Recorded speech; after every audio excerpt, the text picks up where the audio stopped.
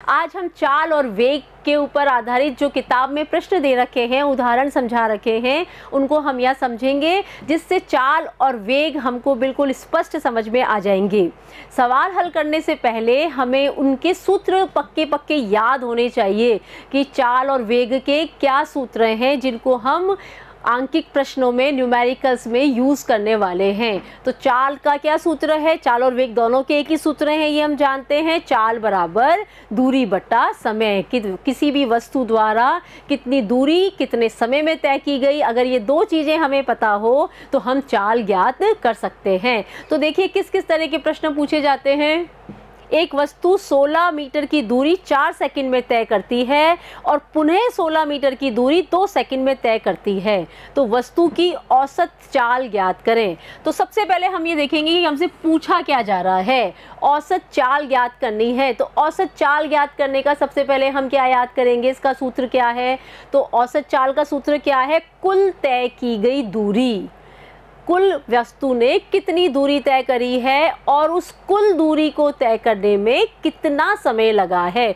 तो देखिए वो वस्तु की हमको 2 बार दूरी बता रखी है, तो हमको क्या ढूंढना है इसके अंदर? कुल दूरी कितनी है, कुल दूरी कितनी है और कुल कितना समय लग रहा है, ये हमको इसमें से देखना है। तो जब भी हम प्रश्न को हल करने लगेंगे तो कम से कम 2 बार और ज़्यादा से ज़्यादा जब तक समझ में ना आए तब तक हम प्रश्न को रीड करेंगे, पढ़ेंगे और समझेंगे कि प्रश्न में दे क्या क्या रखा है, किस किस तरह से दे रखा है, उसकी समझ अच्छी तरह से बनाकर ही उसको हल करना शुरू करना है। तुरंत हमने ले लिया सवाल कि 16 मीटर लिखा हुआ है और दूरी हमने 16 मीटर ना मान के और सवाल करना शुरू कर दिया। अगर हम ऐसा करेंगे तो हम गलत हो सकते हैं। तो सबसे पहले हमें क्या समझना है? सबसे पहले हमको सवाल को समझना है कि ये जो भाषा लिखी हुई है, ये इस पूरे भाषा में हमको क्या क्या समझाया जा रहा है। तो एक वस्तु 16 मीटर की दूरी 4 सेकंड में तय कर रही है और पुनः 16 मीटर की दूरी 2 सेकंड में तय कर रही है। इसका मतलब उसने 2 बार दूरियां तय करी है। तो कुल दूरी कितनी हो गई? 16 + 16 हो गई। 16 + 16 हो गई। और पहली बार जब 16 मीटर की दूरी तय कर रही है तो 4 सेकंड में कर रही है, दूसरी बार 16 मीटर की दूरी तय कर रही है तो 2 सेकंड में कर रही है, यानी समय भी 2 बार हो गया, 4 सेकंड और 2 सेकंड। तो इस तरह से हमने देख लिया कि हमको प्रश्न में क्या क्या दे रखा था। तो अब हमको बिल्कुल स्पष्टता हो गई, कुल दूरी कितनी है, कुल समय कितना है। अब बहुत आसान हो जाता है, इन वैल्यूज़ को, इन मानों को फॉर्मूले में रख दो और उसकी गणना कर लो। देखिए किस तरह से वस्तु के द्वारा तय की गई कुल दूरी 16 + 16 32 मीटर हो गई और लिया गया कुल समय 4 + 2 6 सेकंड हो गया। हम ये लास्ट में मात्रक को जरूर साथ साथ लिखेंगे, हम सिर्फ संख्याओं को लिख के नहीं छोड़ेंगे, साथ में मात्रकों को लिखना बहुत ज़रूरी है। अगर हमने 16 + 16 32 करके छोड़ दिया तो इससे स्पष्ट नहीं होता 32 क्या है। हमको उसको ज़रूर लिखना है कि 32 m, जो कि हमको मीटर के बारे में बता रहा है, 6s, s हमको बता रहा है सेकंड के बारे में। अब हम औसत चाल का सूत्र लिख देंगे, तय की गई दूरी बटा कुल समय अवधि, और हम उसकी वैल्यूज़ को रख लेंगे 32 बटा 6, तो 5.33 मीटर पर सेकंड। हम दोनों तरह से मात्रक को लिख सकते हैं, चाल को m ये प्रति का निशान होता है और सेकंड मीटर प्रति सेकंड, या फिर हम जो हमको किताब में दे रखा है ms-1 ऐसे भी लिख सकते हैं, क्योंकि ये सेकंड का आ जाता है मीटर प्रति सेकंड। जब सेकंड की वो ऊपर रख के लिखेंगे तो इसकी कैसी घात हो जाती है? -1 हो जाती है। तो हम किसी भी तरह से इस मात्रक को लिख सकते हैं। तो ये हमने पता लगा लिया कि उस वस्तु द्वारा जो औसत चाल थी वो ये लिख ली। ठीक है, अगला सवाल है, यात्रा शुरू होते समय कार का ओडोमीटर 2000 किलोमीटर प्रदर्शित करता है और यात्रा समाप्ति पर 2400 किलोमीटर प्रदर्शित करता है। यदि इस यात्रा में 8 घंटे लगते हैं तो कार की औसत चाल को किलोमीटर प्रति घंटा और मीटर प्रति सेकंड में ज्ञात करो। ठीक है, तो हमको ज्ञात करना है वही औसत चाल। औसत चाल को ज्ञात करना है, इसका सूत्र वापस दोहरा लो, तय की गई कुल दूरी और बटा लगा कुल समय, ये हमने दोहरा लिया। तो तय की गई कुल दूरी हमको ज्ञात करनी है। तो हमने देखा 2000 किलोमीटर, तो हमने 2000 किलोमीटर लिख के करना शुरू कर दिया। ऐसे नहीं करना है, हमको समझना है कि प्रश्न क्या कह रहा है। 2000 किलोमीटर क्या बता रहा है? ऑडोमीटर की रीडिंग बता रहा है। आपने देखा होगा स्कूटर पर या फिर कार में आगे की तरफ एक बना हुआ होता है मीटर बताने का, जिसमें लिखा हुआ होता है कितने कितने किलोमीटर की गाड़ी चल गई। वो हमको उसकी क्या बता रहा है, उसके द्वारा कितनी दूरी तय की जा रही है लगातार। तो रीडिंग कहाँ से ली गई, 2000 किलोमीटर पर जब वो गाड़ी थी तब रीडिंग ली, और उसकी अगली रीडिंग कब ली, जब गाड़ी का ऑडोमीटर 2400 किलोमीटर बता रहा था। तो इसका मतलब तय की गई दूरी कितनी हो गई, 2000 और 2400 तो नहीं है ना, कितनी हो गई, जब 2400 में से 2000 माइनस कर देंगे 400 किलोमीटर आएगा। तो 400 किलोमीटर उस कार ने दूरी तय करी। तो ये हमको समझना है इसको पढ़कर कि कुल दूरी कितनी हुई। अब ऑडोमीटर एक नया शब्द है। ऑडोमीटर क्या है, ऑडोमीटर वो यंत्र है जो कि हमको कार द्वारा, किसी भी वाहन द्वारा तय की गई दूरी की रीडिंग बताता है, कितनी कुल उसने यात्रा कर ली उसके बारे में बताता है। तो इस तरह से हम एक नए शब्द से भी वाकिफ़ हुए और ये किस तरह से इस्तेमाल होता है वो भी हमको समझ में आ गया।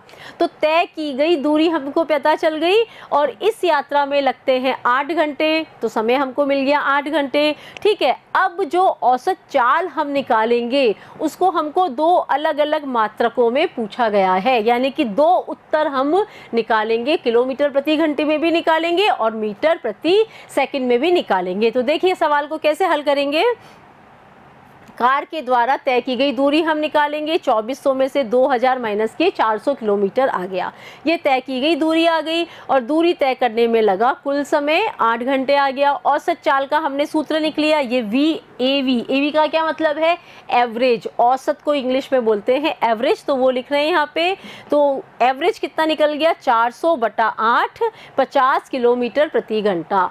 तो जो मान हमको दूरी का और समय का प्रश्न में दे रखा था, उससे हमारा एक उत्तर तो निकल गया किलोमीटर प्रति घंटे में, एक उत्तर तो हमारा निकल गया 50 किलोमीटर प्रति घंटा। अब हमको निकालना है मीटर प्रति सेकंड में निकालना है।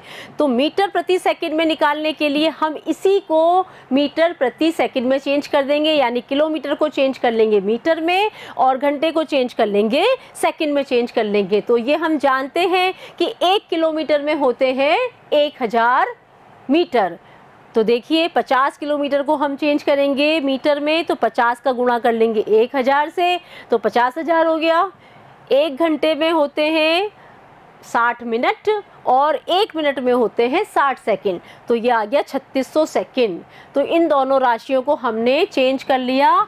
50 किलोमीटर का हो गया 50,000 मीटर और 1 घंटे का हो गया 3600 सेकंड। अब इस फॉर्मूले में, इस सूत्र में हम इसको रख लेंगे 50,000/3600। तो ये हल करेंगे, इनको काटेंगे, भाग देंगे तो निकल जाएगा 13.9 मीटर प्रति सेकंड। तो ये हमने दोनों उत्तर निकाल लिए। ये दूसरा वाला आ गया कि किलोमीटर प्रति घंटे में कार द्वारा तय की गई दूरी, औसत चाल कितनी है, और कार द्वारा तय की गई औसत चाल मीटर प्रति सेकंड में कितनी है। अगला सवाल है, उषा 90 मीटर लंबे तालाब में तैरती है। वह एक सिरे से दूसरे सिरे तक सरल रेखीय पथ पर जाती है और वापस आती है, जाती है और वापस आती है। इस दौरान कुल 180 मीटर की दूरी 1 मिनट में तय करती है। तो उषा की औसत चाल और औसत वेग ज्ञात करो। हमको दोनों ज्ञात करना है, औसत चाल भी ज्ञात करनी है, औसत वेग भी ज्ञात करना है। तो देखो उषा 90 मीटर लंबे तालाब में तैरती है, एक बार जा रही है और एक बार आ रही है। तो जाकर वापस आने में उसको कितना टाइम लगा, 1 मिनट की दूरी, 1 मिनट का समय लग रहा है। तो अब हमको औसत चाल ज्ञात करनी है और औसत वेग ज्ञात करना है। दोनों के सूत्र को फटाफट याद कर लो। इसमें है कुल दूरी बटा समय, और इसमें क्या है, शुरुआत का वेग और अंतिम वेग बटा समय। देखिए एक बार सूत्र देखते हैं। पहले हम जो हमको प्रश्न में दे रखा है सबसे पहले हम वो लिख लेंगे। दूरी बराबर 180 मीटर जो कि उसने तय करी है तालाब में जाकर वापस आने में, और समय लग गया 1 मिनट। तो 1 मिनट को हमने चेंज कर लिया सेकंड में, 60 सेकंड हो गया। तो औसत चाल कितनी हो गई? सबसे पहले हम फॉर्मूला लिखेंगे, तय की गई दूरी बटा कुल समय अवधि। तो 180 बटा 60 तो 3 मीटर प्रति सेकंड, ये इसकी आ गई औसत चाल जो इसने तय करी। अब विस्थापन कितना हो गया? विस्थापन तो 0 हो गया। विस्थापन 0 कैसे हो गया?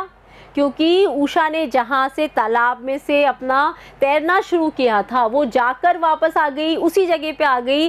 तो जब विस्थापन क्या होता है, जो शुरुआत की जगह होती है और जो अंतिम जगह होती है, प्रारंभिक स्थिति और अंतिम स्थिति, उन दोनों के बीच में जो अंतर होता है उसकी दूरी वो विस्थापन कहलाता है। लेकिन जब वो वापस उसी जगह आ गई तो अंतिम स्थिति और प्रारंभिक स्थिति में कुछ अंतर ही नहीं बचा, तो इसका मतलब उसका विस्थापन हो गया 0। तो औसत वेग निकालेंगे विस्थापन बटा कुल समय अवधि, तो विस्थापन आ गया इसका 0 और समय अवधि तो 60 लिख देंगे, लेकिन जब 0 में किसी भी चीज़ का भाग दिया जाता है तो उत्तर आ जाता है 0। तो इसमें कुछ भी विस्थापन नहीं हुआ, तो इसका औसत वेग हो गया 0।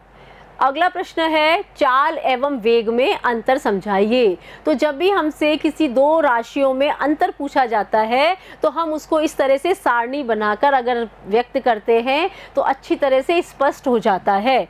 तो चाल और वेग को दोनों को हम दो ऐसे सारणी बना के कॉलम बना के बना लेंगे। तो सबसे पहले हम दोनों की परिभाषाएं लिख देंगे। चाल की परिभाषा, प्रति इकाई समय में तय की गई दूरी को चाल कहते हैं, और वेग की परिभाषा, प्रति इकाई समय में तय किया गया विस्थापन वेग कहलाता है।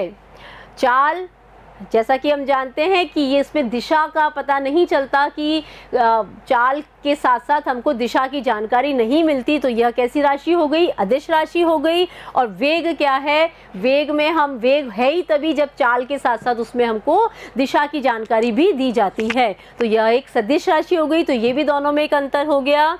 चाल हमेशा प्लस में ही होगी, लेकिन वेग प्लस, माइनस और 0 भी हो सकता है। दोनों की SI यूनिट क्या है? मीटर प्रति सेकंड है। ये भी हम अंतर में लिख सकते हैं। ठीक है, अगला प्रश्न है किस अवस्था में किसी वस्तु के औसत वेग का परिमाण, ये परिमाण है, उसकी चाल के बराबर होगा? कब होगा उसका? कोई भी वस्तु का औसत वेग उसकी चाल के बराबर कब होगा? जब कोई वस्तु एक ही दिशा में एक सीधे पथ पर यात्रा कर रही है तो उसका औसत वेग और औसत चाल दोनों की दोनों बराबर होंगे। सीधी सड़क पे जब एक कार जा रही है, सीधी गति पे जा रही है, उसमें लगातार स्पीड बढ़ रही है, तो दोनों का वेग और चाल बराबर होगा। अगला प्रश्न है एक गाड़ी का ऑडोमीटर क्या मापता है? पिछले प्रश्न में हमने देखा था कि ऑडोमीटर से हमको क्या पता चलता है? वाहन द्वारा तय की गई दूरी के बारे में पता चलता है। ऑडोमीटर वाहनों द्वारा तय की गई दूरी को मापने के काम आता है। अगला है जब वस्तु एक समान गति में होती है तब इसका मार्ग कैसा होगा? पिछले वाले प्रश्न को उल्टा करके पूछ लिया कि जब वस्तु, देखिए पिछला वाला प्रश्न हमने पढ़ा था, जब वस्तु के औसत वेग और औसत चाल कब बराबर होंगे? जब वस्तु सीधी दिशा में जाएगी, और जब वस्तु सीधी दिशा में जा रही है तब उसका मार्ग कैसा दिखाई पड़ता है? तो वो कैसा दिखाई देगा? सीधी रेखा में दिखाई पड़ता है। इस तरह से प्रश्नों को घुमा के भी पूछते हैं जिससे कि हमारे सारे कंफ्यूजन क्लियर होते जाएं। जब वस्तु सीधी दिशा में जा रही है तो उसका मार्ग सीधी रेखा में दिखाई पड़ता है, तब क्या हो रहा है? उसकी गति एक जैसी है, और जब एक जैसी गति में कोई वाहन जा रहा है तो उसका मार्ग कैसा होगा? सीधी रेखा में होगा। तो दोनों तरह से प्रश्न पूछे जा सकते हैं। एक प्रयोग के दौरान, अगला प्रश्न है अंतरिक्ष यान से एक सिग्नल को पृथ्वी पर पहुंचने में 5 मिनट का समय लगता है। पृथ्वी पर स्थित स्टेशन से उस अंतरिक्ष यान की दूरी क्या है? अब हमको इसमें पूछ लिया दूरी क्या है। आप कहोगे कि दूरी का तो हमको सूत्र पता ही नहीं है, दूरी के बारे में तो याद ही नहीं है सूत्र क्या है। लेकिन आप देखो, चाल बराबर दूरी बटा समय। इसमें 3 हमको राशियां दे रखी है, तो 3 राशियों से हम किसी भी 2 राशियों के बारे में पता हो तो तीसरी राशि को हम ज्ञात कर सकते हैं। ये हमने गणित में समीकरण अगर किए हैं तो हमको ये समझ में आएगा। तो हमको चाल दे रखी है और समय दे रखा है, तो हम दूरी को आराम से ज्ञात कर सकते हैं। और इसमें प्रयोग में अंतरिक्ष यान और स्टेशन, सिग्नल, इस तरह से बड़े बड़े नाम लेते हैं, तो हम एक बार सोचने लग जाते हैं कि ये प्रश्न थोड़ा मुश्किल है, पता नहीं आएगा कि नहीं आएगा।